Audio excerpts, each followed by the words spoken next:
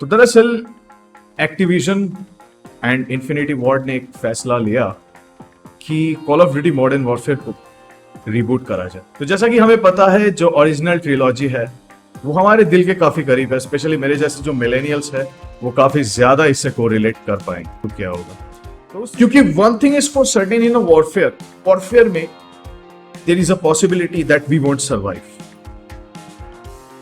Warfare की एक dark reality हम इसे कह सकते हैं कि वॉरफेयर में हम शायद सर्वाइव नहीं करते, और उस चीज को बखूबी निभाया गया था उस गेम के दौरान। लेकिन the same can not be said for this modern warfare. It's highly dramatic in my opinion. बहुत ज्यादा ड्रामेटिक बना दिया है डेवलपर्स ने यहाँ पे। एक चीज के मैं बहुत खिलाफ, जो मैं हर एक वीडियो में आपसे बात करने वाला हूं और करूंगा भी।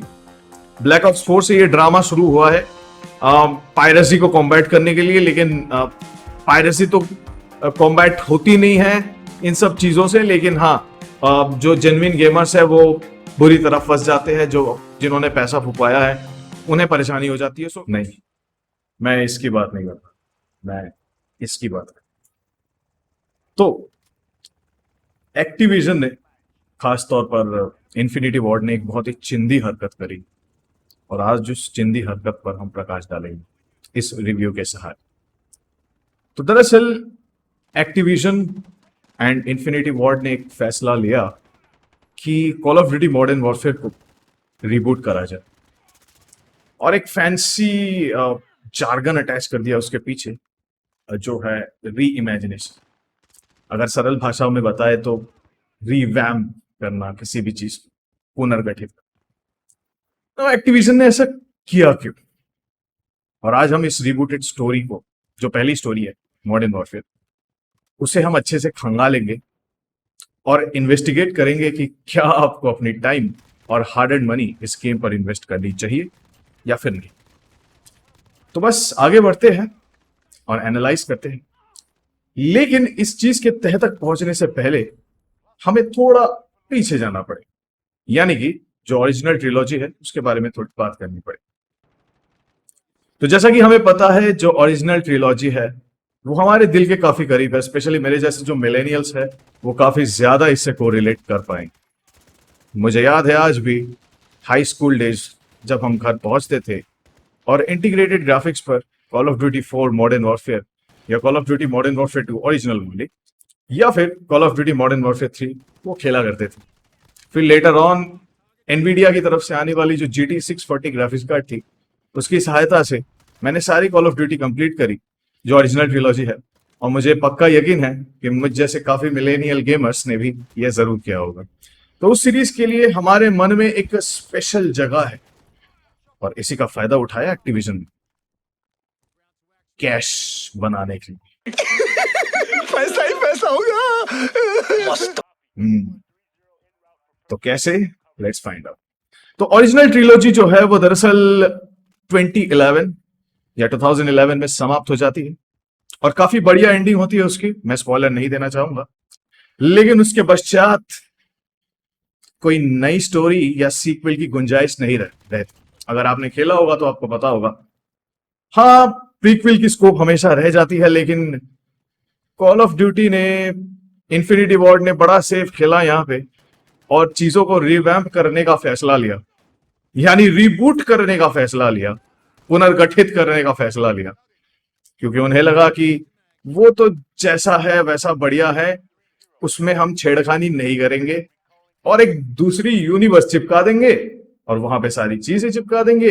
जो तमाम कैरेक्टर्स थे वो भी वापस हम नए सिरे से डेवलप करेंगे, और गेमर्स के इमोशन के साथ खेलने तो लगेंगे हम, और पैसे भी बनाएंगे साथ ही साथ। क्योंकि ऐसा इसलिए हुआ 2011 के बाद इन्फिनिटी वॉर्ड की जो दूसरी गेम आई 2013 में, जिसका नाम है कॉल ऑफ ड्यूटी घोस्ट्स ना, उससे पहले मैं घोस्ट या इनफाइनाइट वॉरफेयर के बारे में बात करूं, इस दौरान ट्रेयर की तरफ से जो ब्लैक ऑप्स सीरीज भी आई है उसके बारे में भी हम बात करेंगे, वो किसी अगले वीडियो पर बात करेंगे, ठीक है। मॉडर्न वॉरफेयर ट्रिलॉजी के एंडिंग के बाद कॉल ऑफ ड्यूटी घोस्ट्स 2013 में रिलीज होती है, जो कि पर्सनली उतना भी बुरा गेम नहीं है दोस्तों। मैंने खेला है पर्सनली, मेरी रिव्यू काफी बढ़िया रही है उस गेम के ऊपर। लेकिन चूंकि call of duty modern warfare series के साथ एक इमोशंस अटैच था गेमर्स, तो गेमर्स उस इमोशन से उभर नहीं पा रहे थे और वो सीधा गुस्सा निकला कॉल ऑफ ड्यूटी घोस्ट पे जाकर। यस, बहुत हद तक।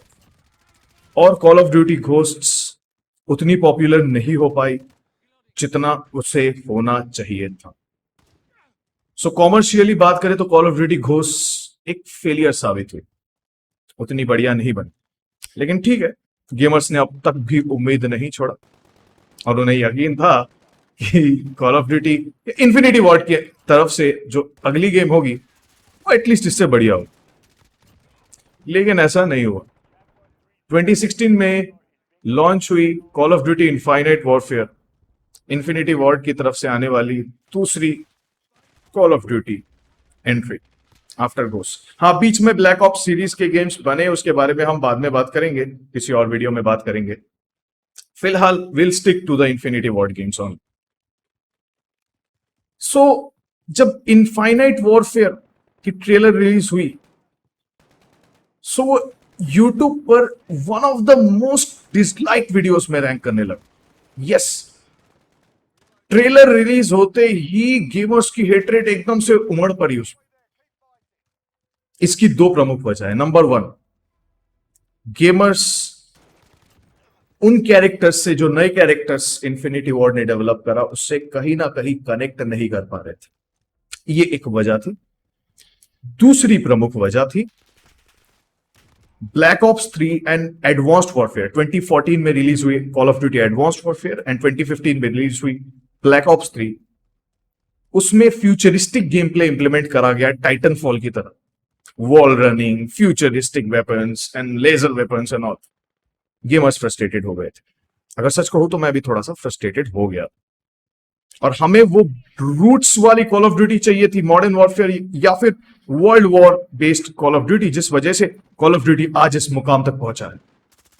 हमें वो कॉल ऑफ ड्यूटी चाहिए था, लेकिन गेमर्स को कहीं ना कहीं वो कॉल ऑफ ड्यूटी मिल नहीं रही थी, तो उसका सीधा इंपैक्ट पड़ा इनफाइनाइट वॉरफेयर पर। जबकि लेटर ऑन कई सारे गेमर्स ने रिविजिट करी वो game, and that was not so bad. Even I revisited it several times. मैंने भी कई बार रिविजिट करा, it was not so bad. लेकिन call of duty modern warfare is on another level. तो मैसिव फेलियर के बाद फिर कॉमर्शियल फेलियर झेलना पड़ा इन्फिनिटी वॉर्ड। अब इन्फिनिटी वॉर्ड ने सोचा कि अब कुछ तगड़ा खेल खेलना पड़ेगा, अदरवाइज इंडस्ट्री में टिके रहना, कंपीट कर पाना, यूबीसॉफ्ट या तमाम ट्रिपल ए डेवलपर से कंपीट कर पाना थोड़ा मुश्किल। वैसे भी एक्टिविजन काफी ओवर प्राइस्ड है, फटके लग जाते हैं कॉल ऑफ ड्यूटी खरीदने में, उस विषय में एक अलग ही वीडियो बनाऊंगा मैं। लेकिन इन्फिनिटी वॉर्ड ने सोचा कि अब बचने का तो सिर्फ एक ही मार्ग है, एक ही रास्ता है, एक ही सहारा है। जो पुराने कैरेक्टर्स थे उन्हें वापस लाया जाए, मॉडर्न वॉरफेयर के जो कैरेक्टर्स थे उन्हें वापस लाया जाए। और किस प्रकार वापस लाया जाए? ऐसे वापस लाया जाए ताकि पुरानी सीरीज के साथ छेड़खानी ना हो, लेकिन गेमर्स वापस से उछल पड़े और टूट पड़े और हम billions and billions of dollars कमा सके। तो जैसा उन्होंने प्लान करा था एग्जैक्टली वैसा ही हुआ। दे इंट्रोड्यूस्ड द रीबूटेड सीरीज और उसकी ट्रेलर रिलीज होती है 2019 की शुरुआत में कैप्टन प्राइस के साथ, और बस गेमर्स टूट पड़े बुरी तरह। Even I was really happy about that. तो ये थी इंट्रोडक्शन, इन्फिनिटी वॉर्ड ने ये फैसला क्यों लिया। अब हम इस गेम के बारे में थोड़ी चर्चा करेंगे। तो उनकी प्लानिंग सही दिशा में जा रही थी, पॉपुलैरिटी अच्छी खासी इंक्रीज हो रही थी, लोग टास्क फोर्स 141 का इंतजार कर रहे थे। क्योंकि हमें याद है, शायद मेरे मिलेनियल जो गेमर्स हैं स्पेशली, मैं उनसे कहना चाहूंगा, आपको शायद याद ही होगा कि टास्क फोर्स 141 का नाम सुनते ही हमारे मन में आते हैं कुछ characters, captain Price, Simon Ghost Riley, John Soap MacTavish, Gaz, Gary Roach Sanderson, Yuri और तमाम कैरेक्टर्स। अगर विलेंस की बात करें तो इमरान जखेव, वी Zakhaev and the bad guy Vladimir Makarov. Is one of my favourite though. अब infinity ward को उम्मीद की किरण नजर आने लगी और इन्फिनिटी वॉर्ड ने सोचा कि अब हम सही दिशा की तरफ अग्रसर हो रहे हैं और आगे बढ़ रहे हैं, और ऐसा ही हुआ। जब गेम रिलीज हुई तो it was a massive success. अब आते हैं इसके रिव्यू पर। तो इंट्रोडक्शन थी, थोड़ी लंबी चल गई इंट्रोडक्शन, मुझे पता है, लेकिन ये इंट्रोडक्शन जानना जरूरी है, क्योंकि इस रिव्यू को अच्छे से समझने के लिए कि आपको इस गेम पर इन्वेस्ट करनी चाहिए या नहीं, इस चीज को अच्छे से समझने के लिए इंट्रोडक्शन की एक महत्वपूर्ण भूमिका यहां हो जाती है। तो ये इंट्रोडक्शन काफी जरूरी था। अब हम गेम पर बात करेंगे। अगर मेरी पर्सनल ओपिनियन की बात करें, now I am sharing my personal opinion, yours might be completely different. आपकी ओपिनियन पूरी अलग हो सकती है एंड दैट्स टोटली फाइन। आप जरूर कमेंट बॉक्स पे शेयर करें कि आपकी ओपिनियन क्या है। 2019 की जो रिबूटेड मॉडर्न वॉरफेयर सीरीज थी वो मुझे बहुत सस्ती रिबूट लगी। It was nowhere close to the Call of duty 4 modern Warfare original trilogy की जो फर्स्ट गेम थी। नाउ इसकी कुछ वजह है, प्राइम वजह है, उसके बारे में हम बात करेंगे। सबसे पहली चीज, the lack of mission variety. मुझे ये चीज मिशन वैरायटी की जो चीज मुझे लगी with respect to the mission variety, it was a very straightforward which lacks variety. जैसे कि अगर हम Call of duty 4 modern Warfare जो ओरिजिनल ट्रिलॉजी का फर्स्ट गेम था, उसकी अगर हम बात करें तो कई सारे मिशंस वहां पे थे, variety. The classic all ghillied up mission with sniper, stealth, spec ops type mission, जहां कैप्टन मैकमिलन के साथ कैप्टन प्राइस, हम कैप्टन प्राइस का रोल निभाते हैं वहां पे, कैप्टन मैकमिलन के साथ गिरी सूट में एक बेस को इन्फिल्ट्रेट करते हैं प्रिप्यात में। That was really amazing, followed by mission one shot one kill. और असॉल्ट बेस्ड मिशन, उसके दो पहलू थे वहां पे, एक one with respect to the US Marines and one with respect to the SAS. तो काफी सोच समझ के बढ़िया तरीके से उसे पोर्ट्रे किया गया था, और उसके म्यूजिक क्या कहने हैं उसके, मैं अलग से उसके बारे में वीडियो बनाऊंगा। कॉल ऑफ ड्यूटी, उसकी एक remastered version, call of duty 4 modern warfare की रिमास्टर्ड वर्जन भी अवेलेबल है, जो इनफाइनाइट वॉरफेयर के साथ रिलीज हुई थी, 2016 में रिलीज हुई थी। उसके ऊपर एक डेडिकेटेड वीडियो मैं जरूर बनाऊंगा।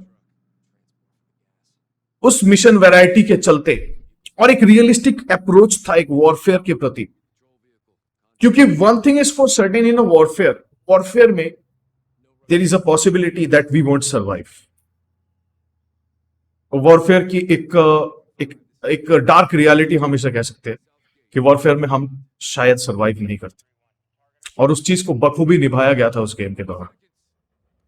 लेकिन the same can not be said for this modern warfare. It's highly dramatic in my opinion, बहुत ज्यादा ड्रामेटिक बना दिया है डेवलपर्स ने इसे, और इसे इस प्रकार फ्रेम करा गया है कि ज्यादा से ज्यादा समय तक इससे कैश बनाया जा सके। बैक ऑफ द माइंड ये चल रहा था, इसलिए बहुत स्लो प्रोग्रेशन यहां हम देख सकते। This is one of the important thing to be noted. और एक ही प्रकार की मिशन लगी, हाँ there is a different variety, हम बात करेंगे। तो अगर हम कैंपेन की बात करें तो शुरुआत होती है एक ओजी कैरेक्टर के साथ। ऑल्दो मुझे एक ओजी कैरेक्टर यहां पे बहुत अच्छा लगा, जिसका नाम है एलेक्स। मैं ज्यादा डिटेल में नहीं जाऊंगा क्योंकि मैं इसे स्पॉइलर फ्री रखना चाहता हूं। और फिर हम आगे बढ़ते रहे मिशंस के साथ, और मुझे literally I was little bit board, मुझे बोर लगने लगा, ट्रस्ट मी। शायद आपको डिफरेंट फील हुआ होगा, but it was really boring. The following sequel, Modern warfare 2 2022 वाला, that is way different than this one. वो एक अलग ही गेम बना, and that was way too close to the Call of duty 4 modern Warfare original वाला।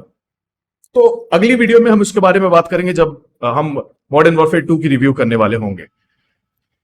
Now the question is mission variety. One thing, एक चीज इस कॉल ऑफ ड्यूटी ने बखूबी निभाई है, that is the night vision mission. Yes, तो एक फैन फेवरेट मिशन है जो मेरा भी काफी ज्यादा फेवरेट है। मैं भी इसे कई दफा खेल चुका हूं, कई प्रकार से खेल चुका हूं, कई प्ले स्टाइल से खेल चुका हूं, जिसका नाम है क्लीन हाउस। क्लीन हाउस एक मिशन है जो आप देख सकते हो अभी फिलहाल। सो that is a mission over here.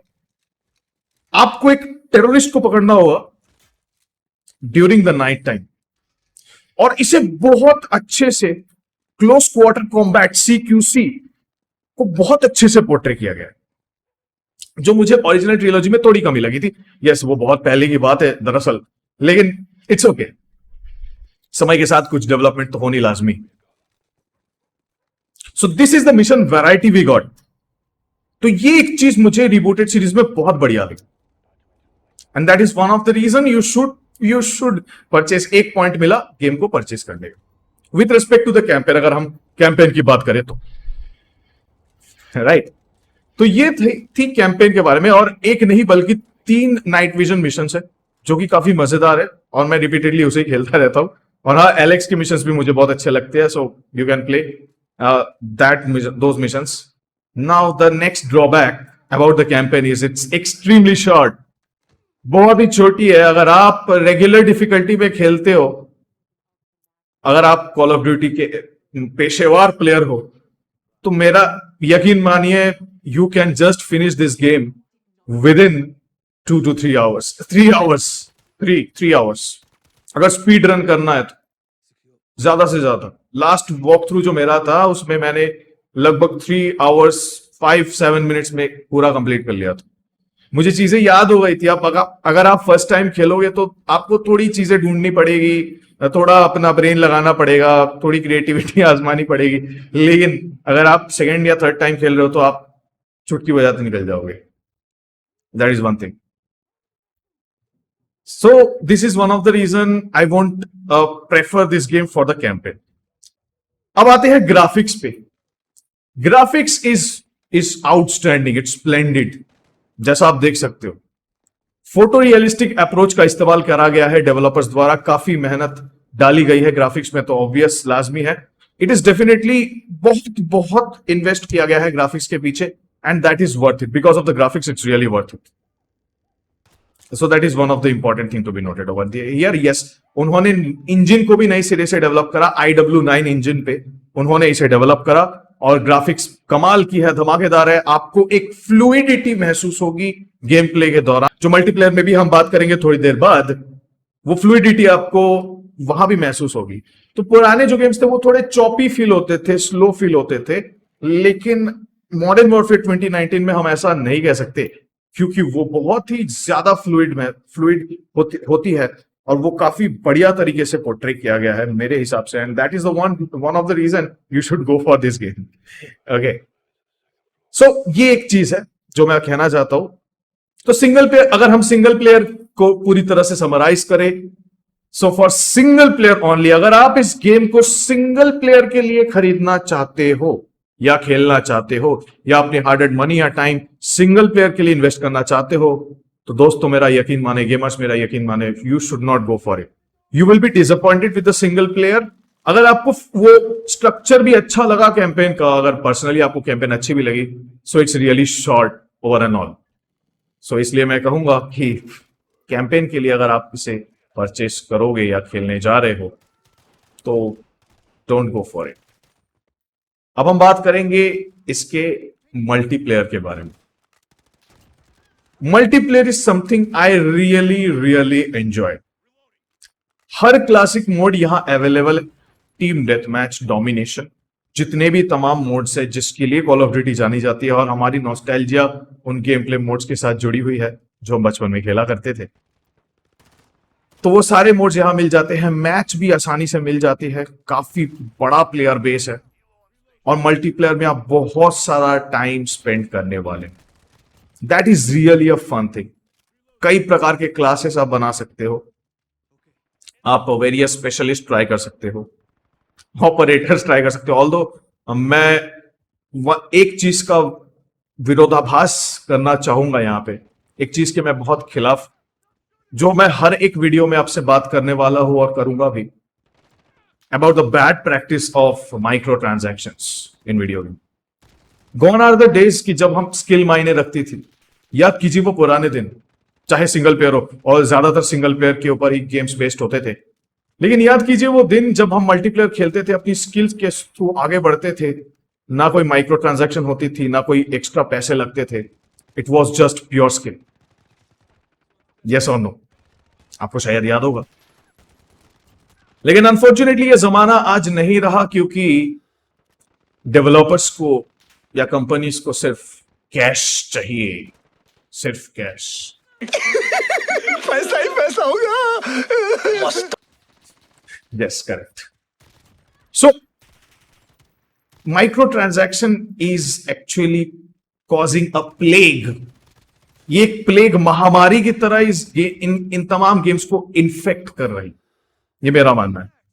और अधिकतम माइक्रो ट्रांजैक्शन वो लोग यूज करते हैं जो एफोर्ड नहीं कर पाते। कई सारे डिटेल्स यहां अवेलेबल है। बिलियंस ऑफ डॉलर्स से माइक्रो ट्रांजैक्शन के थ्रू बनाया गया है तमाम कंपनीज द्वारा। हम कॉल ऑफ ड्यूटी की बात कर रहे हैं तो एक्टिविजन द्वारा। Operator bundles, cringy skins, cringy weapon, camos, makes no sense at all.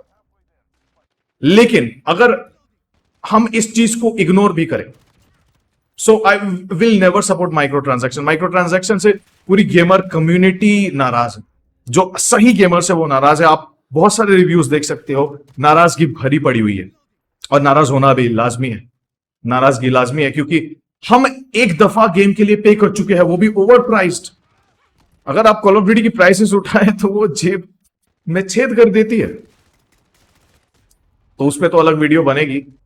लेकिन फुल प्राइस पे करने के बाद या सेल के दौरान बहुत एक भारी भरकम अमाउंट पे करने के बाद हम एक्सपेक्ट करना चाहेंगे कि हमारी गेम प्ले स्मूथ हो, एक्सपीरियंस अच्छी हो, fair. Skill based matchmaking is good to some extent मैं कहूंगा, लेकिन उसके भी कई फ्लॉज है जिसके बारे में हम बात करेंगे किसी दूसरे वीडियो पर। लेकिन ओवर एंड ऑल अगर माइक्रो ट्रांजैक्शन के एस्पेक्ट को हम पीछे भी रखे या साइड करके भी रखे, इसे साइडलाइन करके भी रखे, तो वैसे भी ये गेम बहुत मजेदार है। मल्टीप्लेयर, स्पेशली मैं मल्टीप्लेयर की बात कर रहा हूं।